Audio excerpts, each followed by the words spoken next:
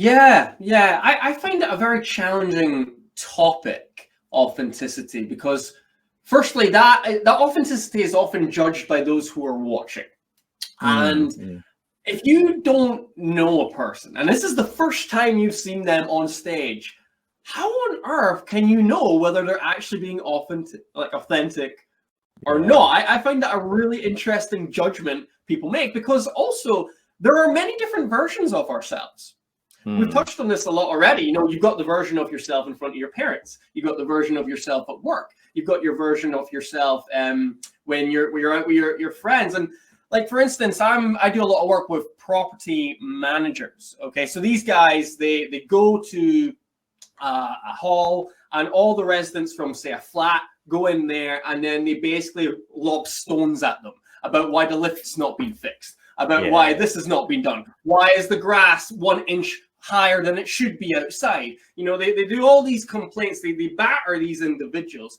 And if you are someone who is authentically very soft-spoken, very gentle, you will get destroyed in that situation. So you actually have to be a little bit more assertive if you want to thrive in those moments. If someone's doing that, if they're actually being more assertive for an occasion, are they not being authentic? How would you judge that? Yeah, so I said earlier, I think there's two sides to this authenticity coin. At the weekend, me being authentic is sitting in front of the TV, watching rugby and being super lazy. Like, that's me being authentic. But you know what? Last weekend, I had a client call and I had to get myself in the place. I had been sitting on the sofa watching the rugby, but I had to turn myself into a different space and go, I now need to switch on for them.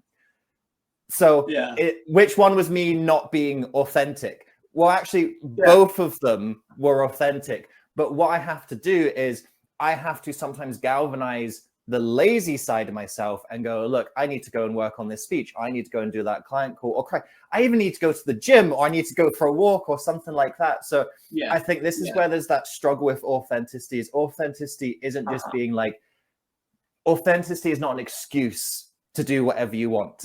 Authenticity, I think, is actually a challenge that you have to set yourself. You have to go, okay, I need to challenge myself to go into a different expression of myself. Still authentic, but I need to go beyond the person, because all of us have that lazy side within us. Like, if we had all of our needs and responsibilities dealt for us and things, of course we would go into that lazy self. That would be us being authentic, but that's not good enough. A lot of the time we need to kickstart ourselves out of that. So that's where I think there's this struggle for authenticity. Authenticity is not an excuse to be whoever you want. Authenticity is actually an aspirational self that you're looking to reach. And you're so true. I mean, if we always went by how we feel, we'd probably never get anything done. And there was a really good TED talk on this. I can't remember the guy's name. He's a body language expert. Maybe you know it. And basically his whole TED talk was about, I can't remember his name, but I have seen it. Yeah.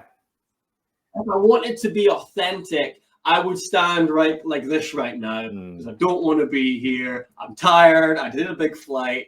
But that's not going to serve you as an audience. So I've got to have better body language. I've got to be more energetic.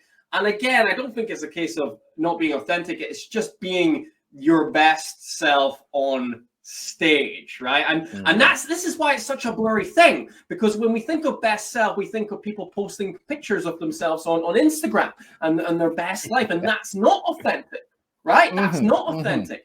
But it's actually, when it comes to speaking, being what I say yourself on 10 is you being authentic. It's you striving to be yourself when your best self when you're up there. There is a subtle difference, and maybe we're finding it difficult to articulate it right now, but I think that's what we're getting at, right? It's you demanding the best of yourself when you're speaking in front of an audience. Yeah, I think it's about being yourself on 10, not someone else's 8. I see this all the time with the motivational speaker stage of people try to be like Tony Robbins. Just like everyone tries to do it, and they are always like a 6 out of 10 Tony Robbins. They're not the same. And I'm like, stop being a 6 out of 10 Tony Robbins, be a 10 out of 10 yourself. That's what we're talking about.